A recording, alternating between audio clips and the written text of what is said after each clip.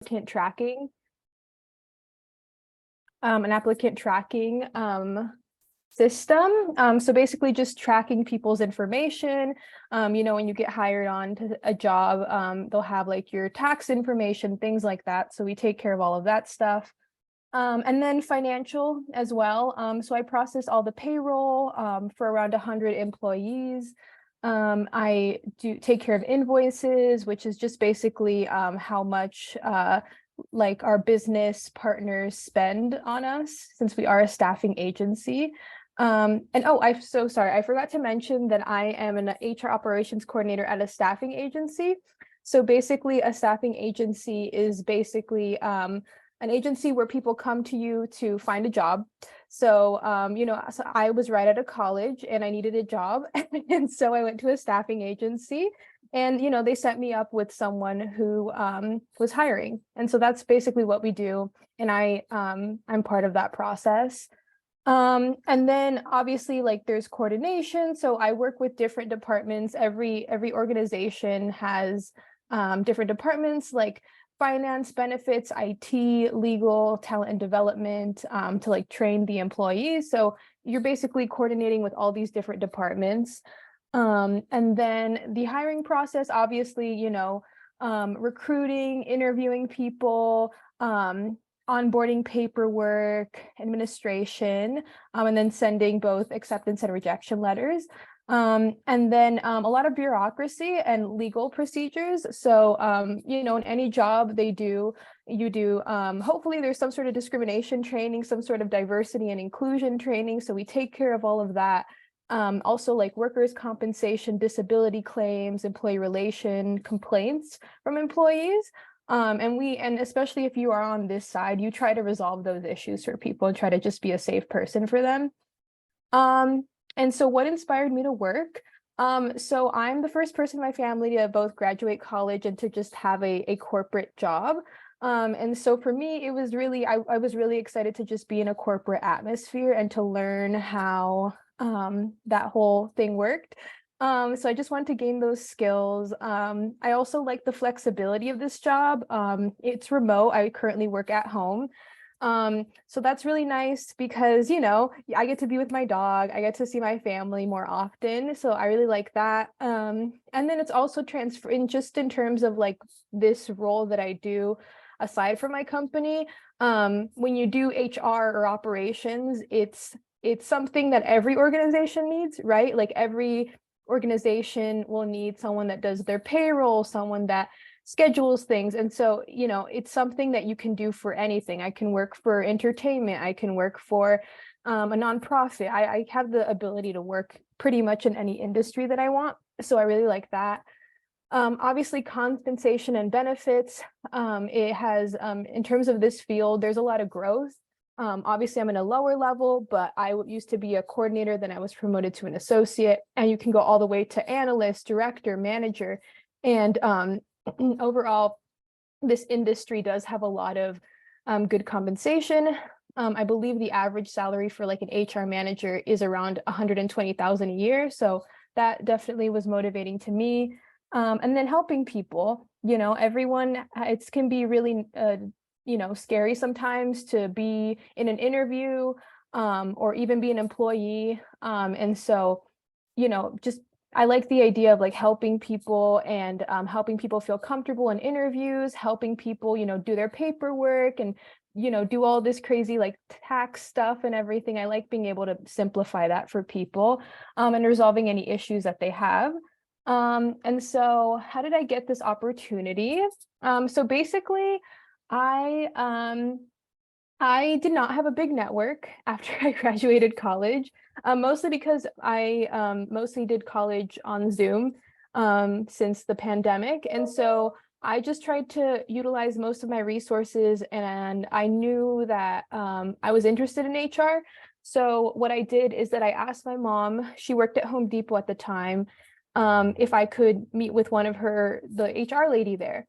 And so I met with her. She was really, really nice. And we basically went to Starbucks and she went through my resume and gave me some advice. And she told me about this staffing agency called Apple One. And when she told me about it, I was like, oh, I didn't even know that there was like job agencies. I didn't know that there was actual places where you can go to a recruiter and they can get you a job. And so instead of you just applying on like Indeed or LinkedIn or something. And so I went to that staffing agency, I interviewed, did the whole thing, and they said, oh, we don't have anything like in HR just with our clients, but we do have a position open here at the company. So that's pretty much how I got the job. I just was interviewed, and I basically I didn't ever apply to a job application. I just knew the people.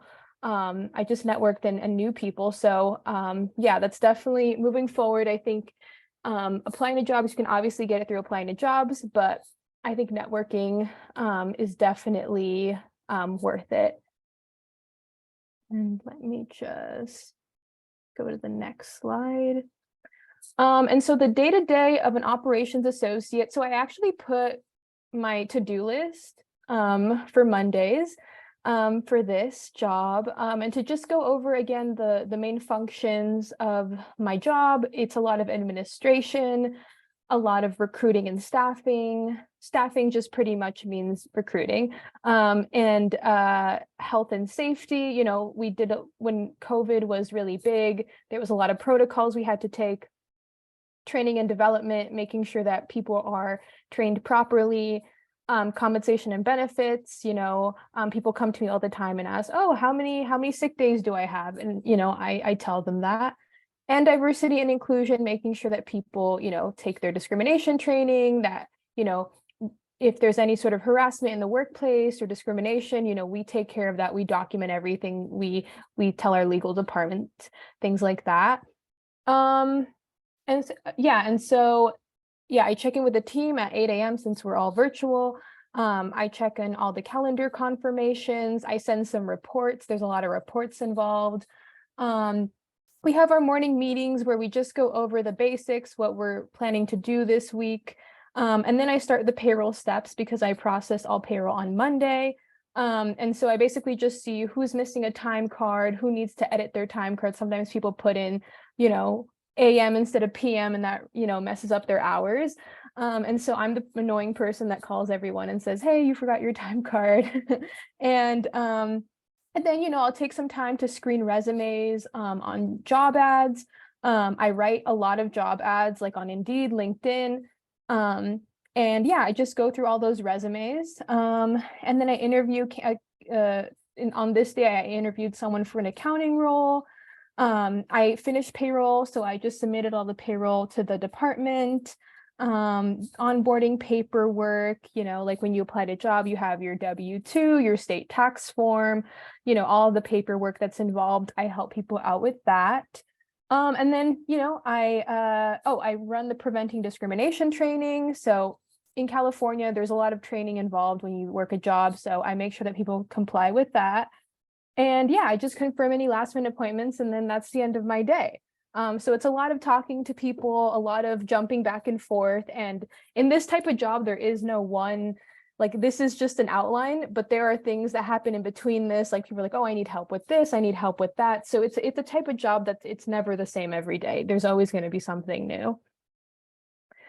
And let's talk about grit. So what motivates you, or what motivates me? The main thing that motivates me is like my family, my friends, my hobbies, doing things for them, because, in any career, you're able to be more financially free, you're able to give back to people. And so, knowing that there's a life outside of this is really important, and that you're doing this for people. Giving back to my community, helping people, mentorship through their careers. When you are in HR, you do have the power to help people and guide people through their careers. Sometimes people will come to you and be like, hey, like, I'm having this issue, or like, I feel like my manager isn't listening to me. And you get to be that person and be like, hey, like, well, I'm sorry this isn't working out for you, but like, how can we support you? How can we get you more training? How can we resolve any, maybe we can move you to a different department. And being able to mentor people, because I screen resumes every single day, I can give people advice on like, oh, like, maybe you should change the font to something simple, or maybe you should include more about what your experience is, because a lot of people sell themselves short. So I like being able to empower people in that way and mentor people. I recently had someone who they were like, oh, I've been on the job hunt for 3 months. And then we redid their whole resume and they got a job within a week. And so, doing things like that is definitely motivating. And yeah, and just being stable and financially free future for myself definitely motivates me. I like the stability that this career provides, so that's a huge plus.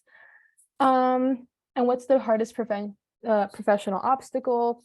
I would say imposter syndrome was really rough for me, just because I came into this role with no experience of HR or any administrative work. Even in college, I wasn't the best at like managing my time. So I just was like, really, I'm going to be the person that's organizing everything. Like, I majored in English. Like, I don't know anything about finance or payroll or numbers. That's not my thing.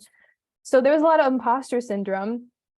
But what I learned is that, like, it all just takes practice, and that you can really stretch yourself and do things that you thought you would never be capable of before. And so now I feel like I have so much more confidence in what I do. And learning how to advocate for yourself is a huge thing when you go into any career. Learning to, negotiate more pay, learning to advocate for yourself, to be like, hey, like, this is too much of a workload. Like, let's pull this back a bit. And this is what I'm focusing on right now. Those types of conversations when you enter in any field are really hard to have, but the more you do it, the more people, I think, respect you, and the more you're in environments that work for you. And then career doubts. I think when I got out of college, I was really afraid that I don't know what I'm doing, blah, blah, blah. But the great thing about careers, and specifically the field that I'm in, is that you're not just doing one thing, you're doing multiple things. So there's a lot of opportunities to grow and learn, and you're never stuck in something. All your skills can be transferable, and you don't have to know exactly what you're doing, what you're going to do for the rest of your life, right when you graduate. And the most impactful part of my job, I think, just helping people navigate their careers is really impactful. Helping people during sensitive situations. I'm the person that people go to if they say, hey, I think I'm facing workplace harassment. I think I'm facing unfair conditions, and sometimes those conversations are really difficult to have. I'm not going to lie. But being able to be a safe person for someone, and being able to help someone during a difficult situation, even if it has nothing to do with their job, is really, I think it's really rewarding, because people tell me all the time, like, oh, thank you for making, this was really hard, but thank you for making it easier, And yeah, a day in the life of an operations coordinator. So that's me with my coworker, Rahel. We have a lot of fun together. I work in a very team-oriented environment, so I really get along with my coworkers. Yeah, that's us on Zoom, laughing. And then that's me and my coworker, Corby. We had this event at our job where we got to do some volunteer work for the day. And so we volunteered at this organization called Baby to Baby. So that's just us. And yeah, with this job, I actually was able to fund my first vacation out of state, all on my own. So that was really great.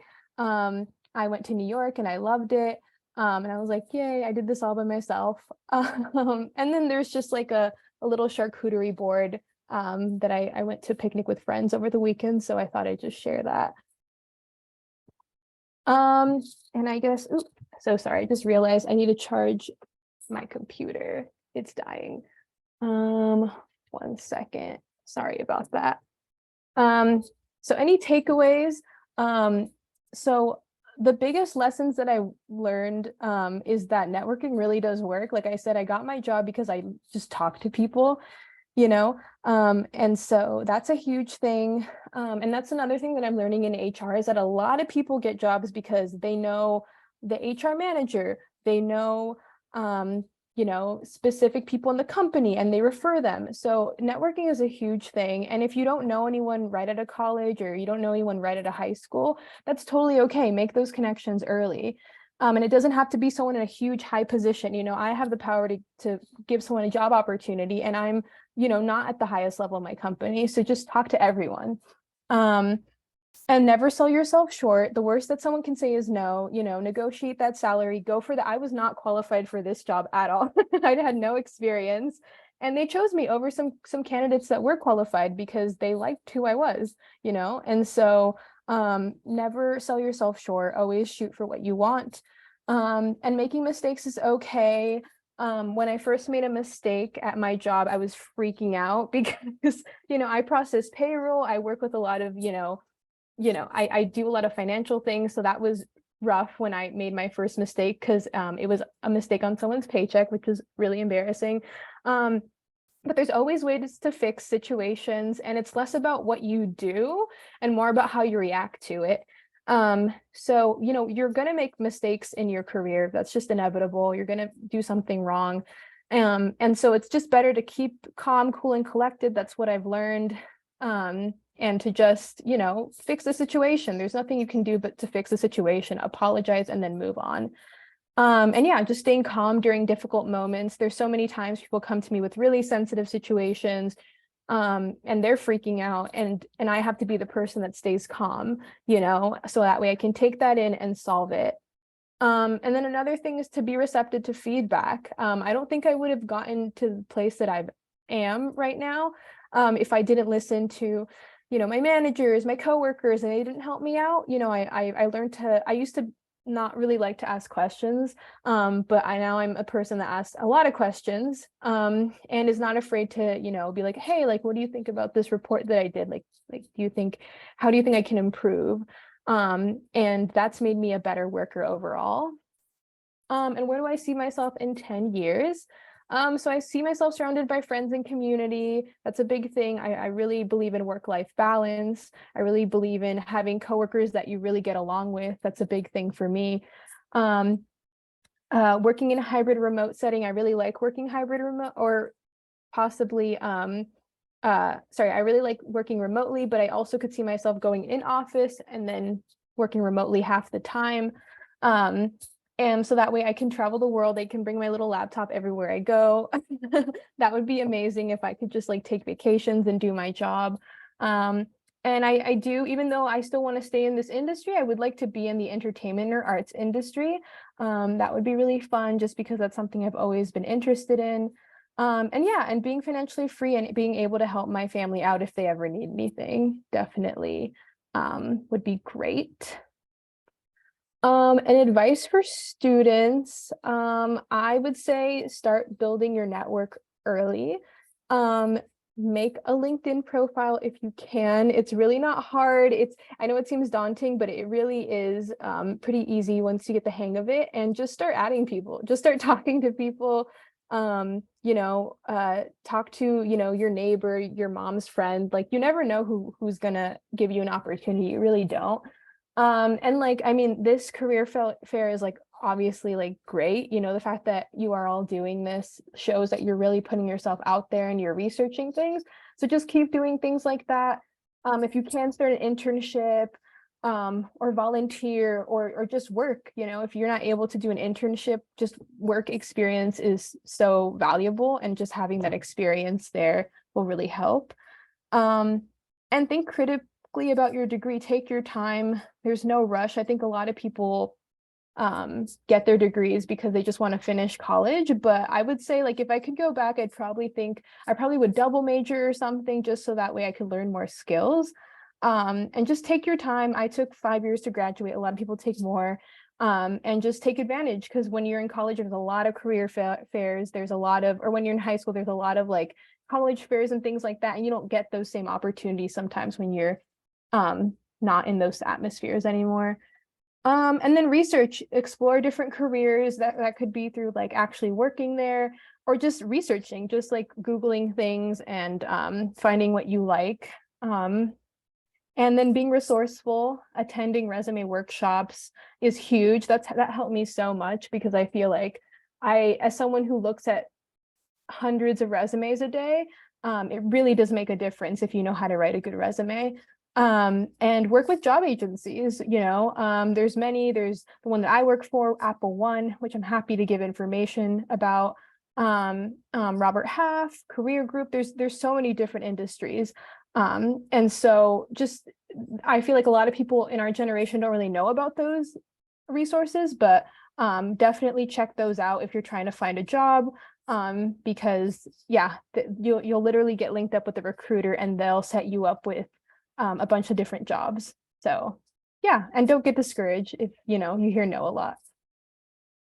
So yeah, that's all.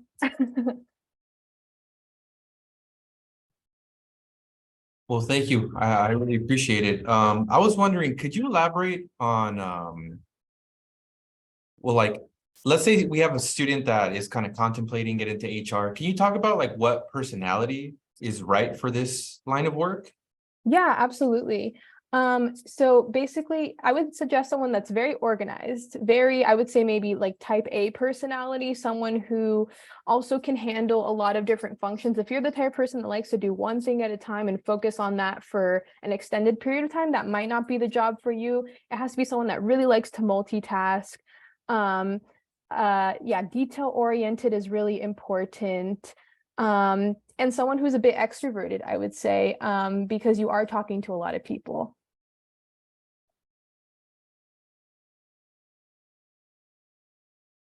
Do we have any questions for her while we have her on? Any other ones? Well, can you talk about the more lucrative side of HR? Sure. What do you mean by that exactly? Yeah, like what's the difference between like an entry level salary and like a more experienced salary? What are the differences and how much schooling or certificates will be required for that?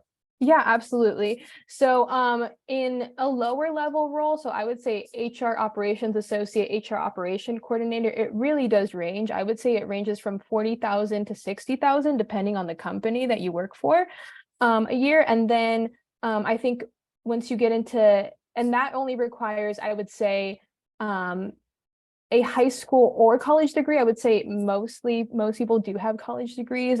Usually some people actually major in human resources, finance, accounting, a lot of business management degrees, a lot of business degrees, if you want to get into this field.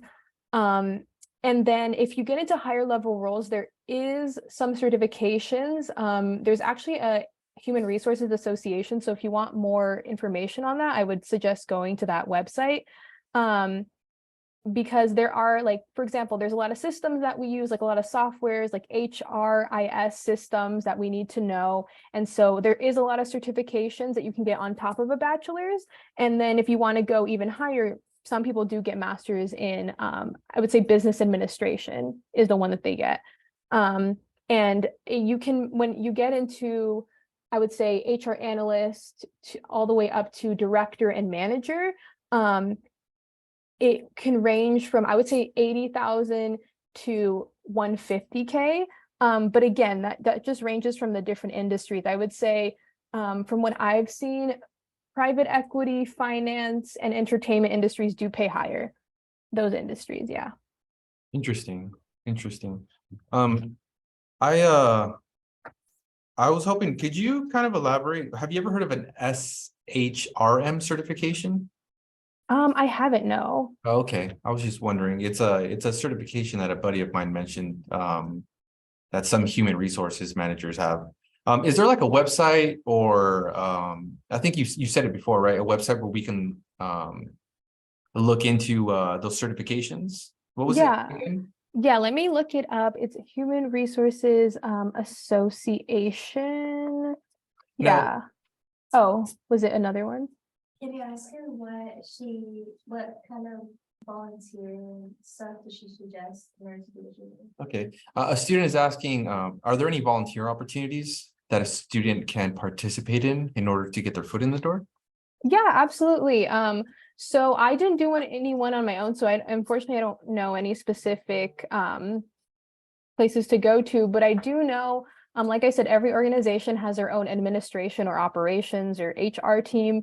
So if you are part of any volunteer organization, you can definitely ask, like, hey, do you need someone to do your payroll? And have someone learn through that. So yeah, I think the Peace Corps probably has some of those as well.